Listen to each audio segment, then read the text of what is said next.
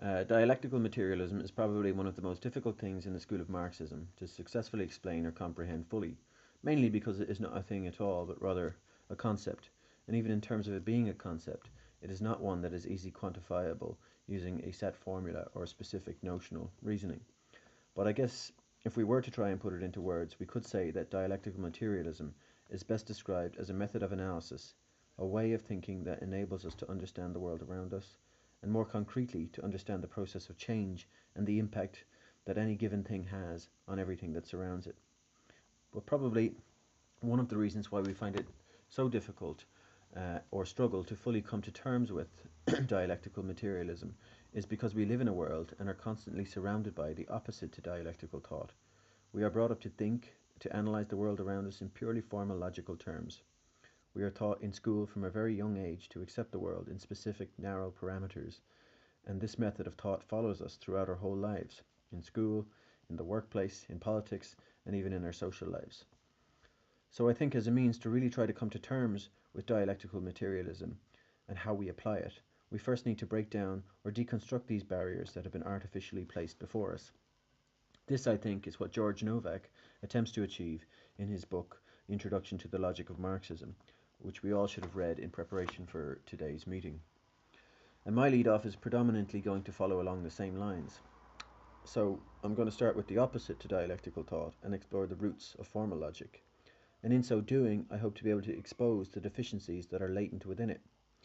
This, I think, has a certain practical value, as like I said, the application of dialectical method consists in many ways in simply avoiding the formalist distortions of consciousness that get imposed on us through tradition and from the existing social order of class society.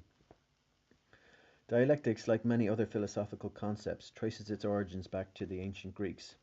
For them, it was a method of analysis through the use of dialogue, in which opinions were counterposed and mutually criticized until the form or idea, the true nature of the thing under discussion, became evident to the discussion partners.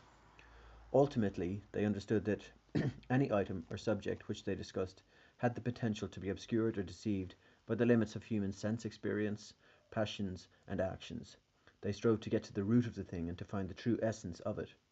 For the modern dialectician, however, it is precisely the essence of things, though structured and lawful, which are temporary, self-contradictory, and deeply linked to every other thing, while it is our senses, our passions, our actions, and the ideas in our minds, which are generated by historical processes that shape our sense experiences, and it is this that truly obscures the truth of things.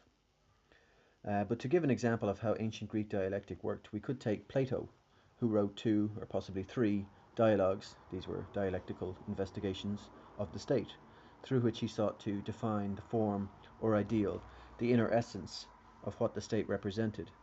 and by which all states could then be judged. For Plato, this essence was justice, which, small coincidence, just happened to reflect the class structure and the division of labor in classical Greek society. And it was exactly this similar aspect of Hegel's dialectic that prompted Marx to begin his criticism and independent development of dialectical materialism.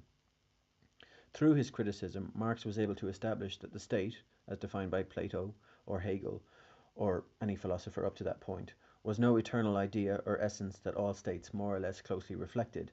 but that they were nothing more than the historical sequence of states comprehended as the necessary institutionalized violence required to maintain the cohesiveness of specific antagonistic class-divided society. What Marx showed was if we take any certain aspect of the state and define it as the essence or treat it as some kind of eternal entity, then all we are doing is selecting some feature of existing society, idealizing it, and treating it as something eternal. Theoretically, any such theory closes off the possibility of understanding the origins of the development of the feature that has been selected, like in this case Plato's notion of justice, which in reality was the social relation of classical Greek slave-based commercial and military society. Such a theory renders revolutionary actions as logically impossible, because by defining any feature as the essence or as the one immortal construct which is at the base of everything else, in practice sets an absolute limit to which human beings cannot overstep. It essentially idealizes one specific feature of the subject and defines this as the unchanging immutable truth, as something that cannot be and is not subject to change. This in reality is the distinguishing characteristic of all formal or metaphysical thinking, and even all pre-Marxian dialectical thinking, to basically construct an unchanging self-enclosed entity, the state for example, and to perceive this entity as the ultimately fully real, while regarding the changing, the temporal, the historical, and the related as less than real, and only viewing these things as elements of the eternal entity that lays behind them. Despite the deficiencies that Marx exposed, historically, the development of such a method was in itself an immense achievement in human thought and philosophy. It went hand in hand with the power to classify phenomena into practically relevant categories, and with the development of lawfulness to recognize the persistent patterns in the behavior of things. It received its greatest and most clearest formulation in the formal logics and metaphysics of Aristotle, who, it has to be said, spent much of his time and effort into trying to reintegrate motion and change into his thought after they had been driven out of it by his fundamental metaphysical commitment. If we read Aristotle, we will see some great, if somewhat subtle, dialectical arguments in his work. But these are not reflected or taken up in his formal logic. And this logic, despite all the refinement and development it has undergone since, persists today as modern formal logic. In his metaphysics, Aristotle sets out to investigate being as being, or what it is about a thing that makes it what it is. And the first category, underlying all the rest that he discovered, was this notion of essence or substance, which is basically the principle of organization in the form of an entity that is present in each individual or thing that makes it what it is. So, for example, I am a human because this essence, humanity, organizes the matter of which I am composed in a specifically human way. So the essence, for Aristotle, is thus the soul of the thing, and at the same time, it is the species which makes it possible to classify things. So each essence is, on the one hand, absolutely distinct from every other one, but at the same time, it is present in a multitude of individuals. So here we can see that Aristotle's formal logic is slightly at odds with his metaphysics of essence. So there can, for Aristotle, be a formal logic, a description of the correctness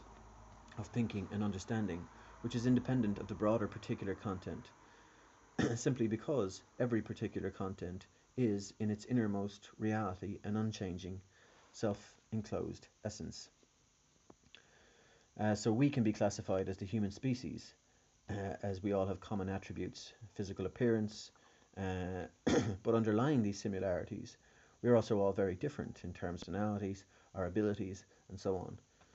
But what Aristotle asserted was that at the base of our being lay an eternal, unchanging, self-enclosed or self-sufficient essence, and it is this metaphysical conception of eternality, unchangingness, and self-sufficiency of essence that are crystallized in the three formological laws of identity, non-contradiction, and the excluded middle, that are the foundations of formal logic.